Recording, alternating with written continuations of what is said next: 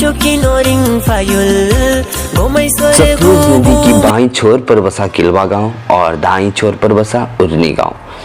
ये दोनों गांव आपस में आमने सामने को दिखती है और यहाँ के लोग कहते हैं प्राचीन काल में इन दोनों गांव में दो राक्षसनियाँ रहते थे और कहते हैं किलवा की राक्षसनी और उरनी की राक्षसनी आपस में बातें किया करते थे।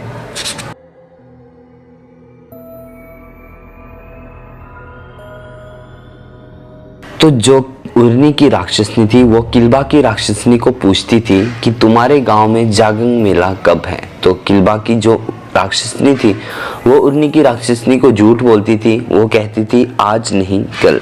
तो वो कल भी ये पूछती और किलवा की राक्षसनी रोज यही बात कहती। कहा जाता है जागंग के इस मेले में किलवा की राक्षसनी बद्री नारायण से मिलने आती है और हमारे बड़े बुजुर्ग कहते हैं कि सायंकाल में सूर्य अस्त के बाद जब अंधेरा होना शुरू हो जाता है इस पूरी गांव में राक्षसनी भ्रमण करती है और श्री बद्री नारायण जी की अनुमति तक अंधेरा होने के पश्चात कोई भी इंसान अपने घर की दहलीजों को नहीं लांघ सकता। ये अब ऐसे हमारे को इतना पहले बुजुर्गों से सुने हुए ये है इसमें।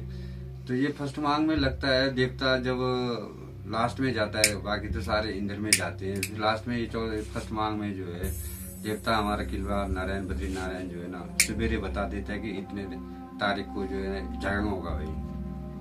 तो जागंग होता है तो फिर हमें पहले ऐसे होता था कि एक एक लकड़ी ले जाते हैं मंदिर में, फिर वहाँ आग जलाते हैं मंदिर। अरे ये जागंग कोठी होता है वहाँ पे जो है ना आग जलाते हैं, देवता अंदर रहता है। फिर हम लोग भी जाते हैं कहीं मेले, वो तो इतने बड़े बड़े राग फेंका होता है वो। तो जब तक वो नहीं बुझाते बाहर नहीं निकलते हैं। तो अंदर मेहमान शेहमान आते हैं, दारू धूरू पीते हैं, मीट मूट बनाते हैं। तो 11 साढ़े 11 बजे, कभी 11:30 बजे बजाते हैं, कभी 12 भी बजता है।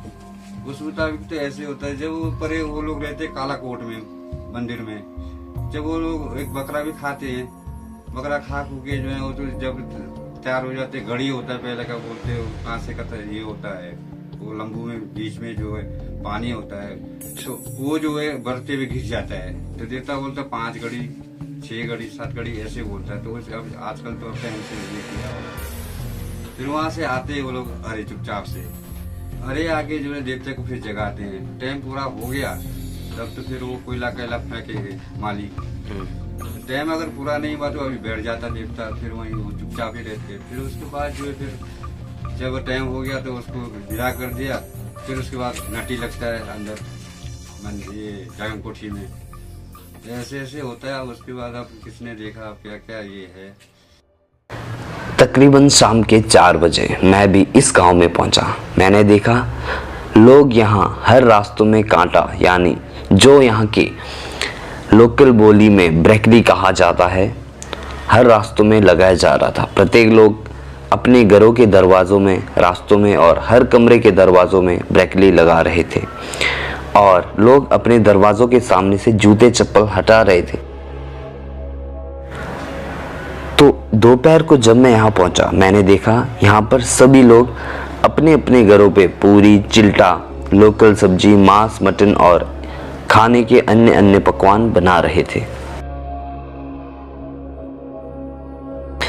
और लगभग शाम के 6:30 बजे यहाँ पर 6:30 बजे तक सभी मेहमान आ चुके थे और जिस घर में मैं गया था उस घर में मुखिया ने 7 बजे के करीब पूजा करके घर के दरवाज़ों को बंद कर दिया। अब मैं और सारे मेहमान हम सब एक ही कमरे में चुपचाप बैठे रहे। यहाँ के लोगों ने मुझे बताया कि जोर से बात भी नहीं कर सकते।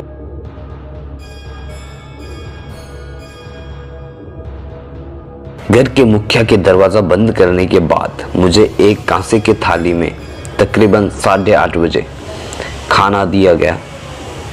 चिल्टा, पूरी, मीट और अन्य पकवान उस कांसे के थाली में परोसे गए थे और यहाँ घर के प्रमुख महिला द्वारा 8 बजे से 11 बजे तक हर 1 घंटे में अलग अलग पकवान जैसे पूरी चिल्टा बनाना पड़ रहा था, क्योंकि प्राचीन काल से ही ऐसा चलता आ रहा है और ऐसा यहाँ का नियम बन चुका है। साथ में एक बर्तन में राक्षसनी के लिए हर एक पकवान का सिरा निकाला जा रहा था।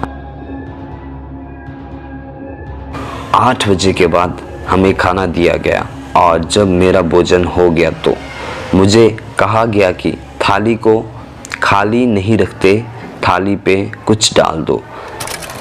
जागंग में और ये ऐसे होता है, जैसे सवेरे जब आज जागंग है तो सवेरे जो है ये क्या बोलते हैं, साग बनाते हैं, साग और फाफड़े का चिल्टा वो बनाते हैं। फिर उसके बाद जो है शाम के टाइम में जो है 5-6 बजे के बाद जो है जैसे अंधेरा होता है तो ये कांटा लगाते हैं ब्रेकली का, हर घरों में, हर छतों में, सारे चारों छत पे जो है कांटा लगाते हैं। फिर उसमें थोड़ा दारू भी लगाते हैं, डंगले होता है डंगले। फिर उसके बाद जब वो कांटा जब लग गया तो फिर अंदर हो जाते हैं। अगर कहीं मेहमान शेमान आ जाते फिर अंदर मेहमान को भी नहीं छोड़ते हैं। आज मेहमानों को ये गेट बंद होने के बाद है ना, तो उनको खुड में डालते हैं। तो वो एक बड़ा कील्टा होता है, उसके नीचे ढक के रखते हैं उनको, मेहमान को बजाने तक उनको सारा आइटम पहुंचा के रखते हैं। जब बजाएंगे तो फिर मंदिर में, तब उसके बाद वो मेहमान को ऊपर लाते, तब बड़ा इज्जत करते। तब तक उस टाइम तो बेचारे परेशान रहते 4-5 घंटा। अगर 8 बजे यानी ढोल नगाड़े बजने से पहले कोई भी इंसान अपने घर से बाहर निकलता है तो यहाँ के इष्ट देव श्री बद्री नारायण जी के पास जाकर यह बात बतानी पड़ती है, क्योंकि यह बात अगर यहाँ के इष्ट देव के सामने ना बताया जाए तो उस राक्षसनी के प्रकोप से आपको कोई नहीं बचा सकता। तो यहाँ के इष्ट देव के पास जाके हमें ये बात बतानी पड़ती है और यहाँ पर एक खड्डू की बलि देकर राक्षसनी के प्रकोप से बचा जा सकता है। और यहाँ के लोग पूरे यकीन से कहते हैं, जो हम खाना रात को राक्षसनी को देते हैं वो खाना जब वो खाती है और जब वो मांस की हड्डियों को चबाती है तो पूरी तरह आवाज़ें सुनाई देती है, और ये सब सच था। और यहाँ के मुखिया ने 11 बजे राक्षसनी का खाना दिया और हम उसके बाद घर से बाहर निकल गए।